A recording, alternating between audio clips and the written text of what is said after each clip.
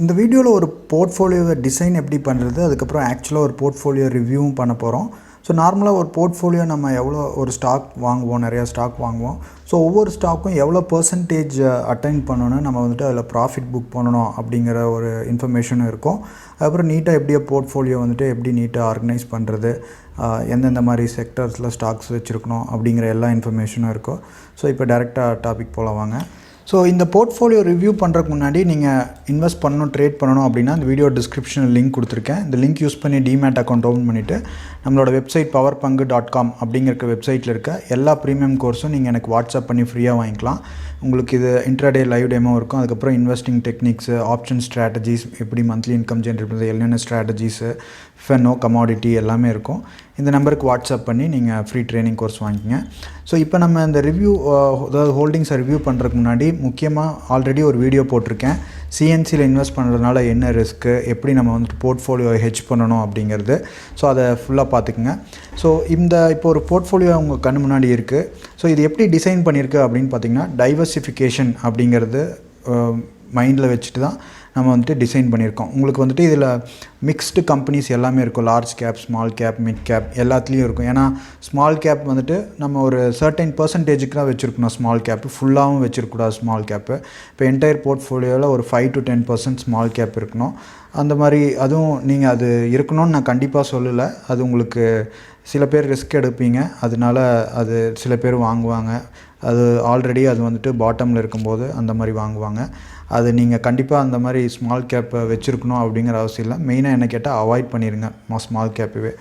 So இப்போ பார்த்திங்கன்னா இந்த டைவர்சிஃபிகேஷனால் என்ன பெனிஃபிட்டு, என்ன டிஸ்அட்வான்டேஜ் அப்படிங்கிறது பார்த்துக்கலாம். மெயினாக நமக்கு ஸ்டாக் மார்க்கெட்டில் என்ன முக்கியம் அப்படின்னு பார்த்திங்கன்னா, ரிஸ்க்கை வந்துட்டு நம்ம சிஸ்டமேட்டிக் ரிஸ்க்கை எலிமினேட் பண்ணுறது தான். அதாவது ரிஸ்க்கை எலிமினேட் பண்ணுறது, சிஸ்டமேட்டிக் ரிஸ்க் எதுவும் பண்ண முடியாது. ஏன்னா ஓவரால் மார்க்கெட் டவுன் ஆச்சுன்னா எதுவும் பண்ண முடியாது. மெயினாக நம்ம ரிஸ்க்கை எலிமினேட், அதுக்கு என்ன பண்ணணும்னா மெயினாக டைவர்சிஃபிகேஷன் ஒன்று, இன்னொன்று ஹெட்ஜிங். ஸோ இப்போ டைவர்சிஃபிகேஷன் நம்ம பார்க்கும்போது உங்களுக்கு டிஃப்ரெண்ட் ஸ்டாக்ஸில் டிஃப்ரெண்ட் குவான்டிட்டிஸ் போட்டிருக்கோம் நம்ம. ஸோ இப்போ ரீசெண்டாக பார்த்திங்கன்னா அதுக்கப்புறம் நம்ம இப்படி போடும்போது என்ன ஆகும் அப்படின்னா, ஏதோ ஒரு ஸ்டாக்கில் நமக்கு வந்துட்டு லாஸ் ஆனாலும் இன்னொரு ஸ்டாக்கில் வர்ற ப்ராஃபிட் வந்து அதை மேக்ஸிமம் ஆஃப் செட் பண்ண ட்ரை பண்ணும். ஸோ இப்போ பார்த்திங்கன்னா ஐஜிஎல் வந்துட்டு ரொம்ப ப்ளீட் ஆயிடுச்சு, 4000 நெகட்டிவில் இருக்குது. இன்னொன்று பார்த்திங்கன்னா நெட்வொர்க் 18 நெகட்டிவில் இருக்குது. ஸோ இதே இன்றைக்கி பார்த்திங்கன்னா ரிலையன்ஸ் பாசிட்டிவில் இருக்குது. இன்னொன்று வந்துட்டு ராம்கோசிஸ் இன்றைக்கி ப்ராஃபிட் புக் பண்ணோம். அதுலேயும் பார்த்திங்கன்னா உங்களுக்கு அது வந்துட்டு உங்களுக்கு 49% போயிருந்தது ராம்கோசிஸ். ஸோ அதாவது அந்த எவ்வளோ பர்சன்டேஜ், ஆப்டிமம் பர்சன்டேஜும் சொல்கிறேன் உங்களுக்கு. இங்கே பார்த்திங்கன்னா ராம்கோசிஸ் 118க்கு வாங்கி 173க்கு செல் பண்ணியிருக்கு. 46% உங்களுக்கு வந்துட்டு இன்றைக்கி அதாவது இன்க்ரீஸ் ஆகிருந்தது. நெட் சேஞ்ச் டோட்டல் வந்து 46, நெட் டேஸ் சேஞ்ச் வந்துட்டு 4.7. ஸோ இது வந்துட்டு சர்க்யூட்டில் லாக் ஆகிருந்தது. ஸோ 47% வர வரைக்கும் நீங்கள் வச்சுருக்கலாமா அப்படின்னு கேட்டால் தேவையில்லை. ஏன்னா சர்க்யூட்டில் லாக் ஆனனால தான் அப்படியே நம்ம ஹோல்ட் பண்ணிகிட்டு இருந்திருக்கோம். மற்றது பார்த்திங்கன்னா உங்களுக்கு இல்லை அப்படின்னா நார்மலாக ஒரு 15 ஃபிபனேசி ரிட்ரேஸ்மெண்ட் படி 13 or 23% or 21% இந்த டைமில் வரும்போதே நீங்கள் ஒரு ஸ்டாக்கை ஒரு 13 to 20% or 25% நீங்கள் ஓரளவுக்கு வெயிட் பண்ணலாம். 20க்கு மேலே வந்துருச்சுன்னா 20% ஸ்ட்ரிக்டாக ஸ்டாப் லாஸ் வச்சுட்டு நம்ம இது பண்ணிக்கலாம். ஸோ இது பேசிக்காக சர்க்யூட்டில் லாக் ஆகிட்டு உங்களுக்கு லாஸ்ட் 1 month அப்படியே பாசிட்டிவில் இருந்தனால ஸோ இன்றைக்கி தான் இது க்ளோஸ் பண்ணியிருக்கு. ஸோ அடுத்தது பார்த்திங்கன்னா உங்களுக்கு இதே மாதிரி நம்ம வேரியஸ் ஸ்டாக்ஸில் இது பண்ணியிருக்கோம். எஸ் பேங்க்கில் ரிஸ்க் தான், ரொம்ப ரிஸ்க் தான் உங்களுக்கு இப்போதைக்கு. அது வந்துட்டு நான் அட்வைஸ் பண்ண மாட்டேன் வாங்குறதா இருந்தாலும். ஏன்னா திடீர்னு உங்களுக்கு இதாகும். ஏன்னா இவ்வளோ டைவர்சிஃபை பண்ணும்போது உங்களுக்கு ரிஸ்க் எடுக்கிறீங்க அப்படின்னா ஓகே, மற்றபடி அந்த மாதிரி போயிடாதீங்க. கன்சர்வேஷனாக இருக்கீங்க அப்படின்னா நீங்கள் நிஃப்டி 50 ஸ்டாக்ஸில் மட்டும் பண்ணுங்கள். ஸோ 2-3 கம்பெனிஸ், எந்தெந்த கம்பெனிஸ் வந்துட்டு ஆல்ரெடி பீக்கில் இருக்குது, டவுனில் இருக்குது, அதோட சப்போர்ட் அண்ட் ரெசிஸ்டன்ஸ் எல்லாமே பார்த்துடலாம், எது இது பண்ணலாம் அப்படின்ட்டு. இப்போ கோல் இண்டியா பார்த்திங்கன்னா உங்களுக்கு அதோட ஆக்சுவல் சப்போர்ட்டில் இருக்குது இப்போ கோல் இண்டியா. ஸோ 1 monthல பார்த்திங்கன்னா உங்களுக்கு 126 வரைக்கும் போயிருக்கு. பீக்கில் 134லேருந்து 128 வரைக்கும் வந்திருக்கு. ஸோ கோல் இண்டியா ஒரு நம்ம ஜிடிடி ஆர்டர் க்ரியேட் பண்ணியாச்சு. ஒரு 125 கீழே வந்தால் க்ளோஸ் பண்ணிடுற மாதிரி இதுக்கு. ஸோ இது ஒரு ஸ்டாக்கு, இது மேக்ஸிமம் ப்ளீட் ஆகிட்டுருக்கு இந்த ஸ்டாக்கு.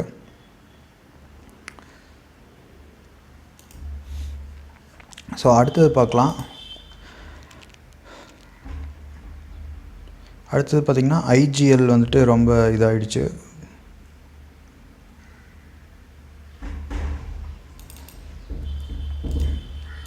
ஸோ இது மெயினாக என்னென்னா டைவர்சிஃபிகேஷன், அதுதான் நான் இதில் சொல்ல வரேன் உங்களுக்கு. ஐஜிஎல் இந்த பிரசாந்த் கேஸ் பார்த்திங்கன்னா உங்களுக்கு 1 மந்தில் அதாவது 480 398 வரைக்கும் வந்திருக்கு. இதில் கொஞ்சம் நமக்கு லாஸ் 4000 ஆயிருக்கு. அடுத்தது பார்க்கலாம். ஸோ எல்என்டி எல்லாம் இன்னும் இது இருக்குது. ஸோ இப்போ நெட்டாக இது நம்ம பார்க்கும்போது ஃபைனலாக பார்த்திங்கன்னா உங்களுக்கு ஏதோ ஒரு சைடு நமக்கு லாஸ் ஆகிருந்தாலும் இன்னொரு சைடு நமக்கு வந்துட்டு ப்ராஃபிட் வந்து நம்மளோட இதை காப்பு. ஸோ இதில் டெய்லியும் ஏதோ ஒரு ஸ்டாக் ஒரு சர்டன் % ஏறும்போது அதை நம்ம 25% அதை க்ளோஸ் பண்ணிவிட்டு மற்றபடி நம்ம லாஸ்ட் 1 வீக் ஆர் 1 மந்த் இந்த மாதிரி இருக்கிற ஸ்டாக்கில் எடுத்து நம்ம இது பண்ணலாம். ஸோ இப்போ வேறு ஒரு ஸ்டாக் பார்க்கலாம். சன் டிவி பார்த்திங்கன்னா உங்களுக்கு மற்ற ஸ்டாக் வந்துட்டு ராம்கோ இண்ட் அப்படிங்கிற ஸ்டாக் பார்க்கலாம். இது எந்த இடத்துல இருக்குது அப்படின்ட்டு.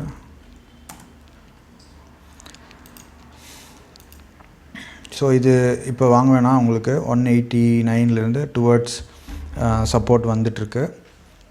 இது நீங்கள் இது ஒரு நம்ம ப்ராஃபிட் புக் பண்ண வேண்டிய ரேஞ்சு நோட் பண்ணி வச்சுக்கலாம். ராம்கோ இண்டஸ்ட்ரீஸ் ஏன்னா இது டுவர்ட்ஸ் இதில் வந்துட்டுருக்கு, அதனால்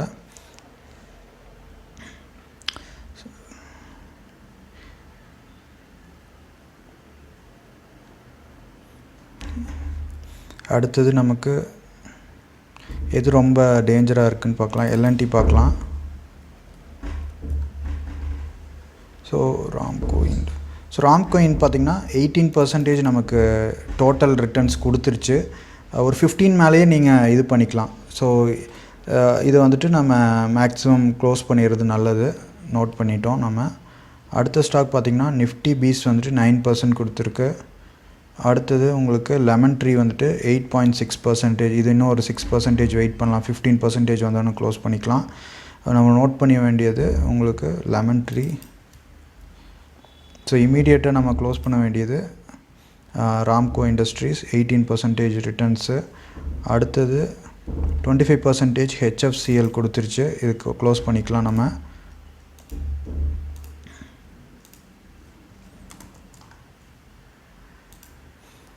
ஸோ இந்த மாதிரி ஒரு சர்டன் % அட்டைன் பண்ணிருச்சு ஷேர் அப்படிங்கும்போது நம்ம க்ளோஸ் பண்ணிக்கணும்.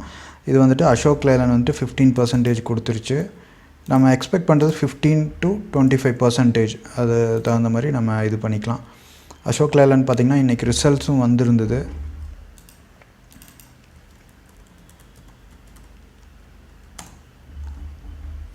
ஸோ ரிசல்ட்ஸ் வந்தனால இன்றைக்கி 3.45% ஆல்ரெடி பீக்கில் போயிடுச்சு. இனி எப்படியும் கரெக்ஷன் ஆகிடும். இனி இது நீங்கள் மேக்ஸிமம் அவாய்ட் பண்ணிக்கோங்க, இனி வாங்க வேணாம். ஸோ ஆக்சிஸ் பேங்க் பார்த்திங்கன்னா 434 வாங்கியிருக்கு. 451 நேற்று தான் வாங்கியிருக்குது. T1 ஹோல்டிங்ஸ் இது. நான் நல்ல ப்ரைஸ்னு மார்னிங் லைவ்லேயே சொல்லியிருந்தேன். 460 அந்த ரேஞ்செலாம் போயிடணும். ஸோ இதில் ஒரு நமக்கு 800 rupees ப்ராஃபிட் வந்திருக்கு. இது இன்னும் ஸ்கோப் இருக்குது. ஸ்ட்ரிக்டாக நம்ம ஒரு 445 ஒரு 450 அந்த இதில் வச்சுக்கிட்டா இன்னும் ஒரு 10 rupees போகும். அதுக்கப்புறம் இது பண்ணலாம். So total change 3 points still we have to go. அடுத்தது அதானி க்ரீன் கிட்டத்தட்ட ஒரு 10% வந்துடுச்சு. Gold bees okay.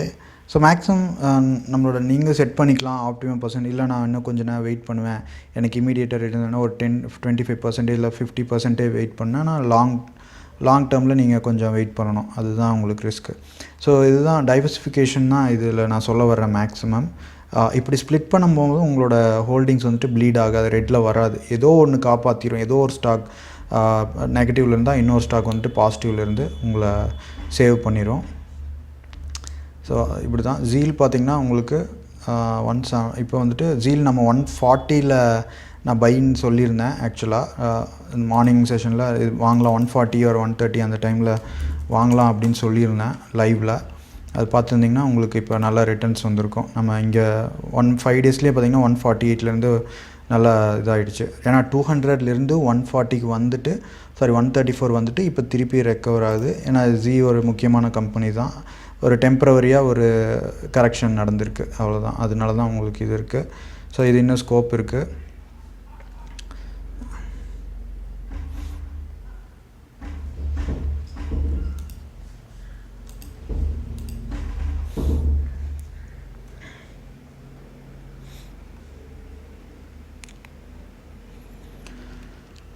So ONGC 9.66%, 36 point. Marico பார்க்கலாம்.